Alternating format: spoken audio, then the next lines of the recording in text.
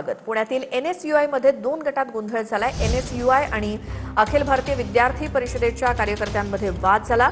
विद्यार्थ्यांना मारहाण केल्याचा आरोप आहे NSUIचा अखिल भारतीय विद्यार्थी परिषदेवरती। थोड्या वेळापूर्वी आपण दृश्य बघितली, त्यावेळी विजय वडेट्टीवार देखील तिथे पोहोचले। फर्स्ट इयरला 9,760 आणि सेकंड इयरला 3,760 फीस भरलेली आहे।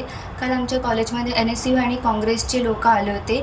ABP माझा वर आमची लाईव्ह बाईट गेलेली आहे, ज्यामध्ये असं मी बोललेली आहे की आमच्याकडून जास्त फीस घेतात, पण ॲक्च्युअलमध्ये आम्हाला मॅनिपुलेट करून तिथे जे प्रेशर क्रिएट झालं होतं त्याच्यामध्ये ते बोलण्यात आलं आणि जे खरोखर चुकीचं आहे, ज्याच्यामध्ये असं मला नंतर सांगण्यात आलं की जर मी आत्ता हे नाही केलं तर नंतर मग मला याचे प्रॉब्लेम होऊ शकते किंवा पूर्ण फीस भरावे लागतील, जे सरासर चुकीचं आहे।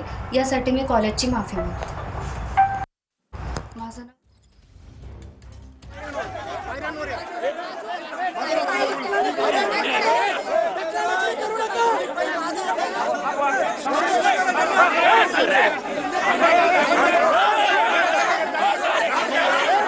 पुण्यामध्ये येणार आहेत आणि यामध्ये छात्रों की गुंज नावासारखा कार्यक्रम या पुण्यामध्ये होत आहे।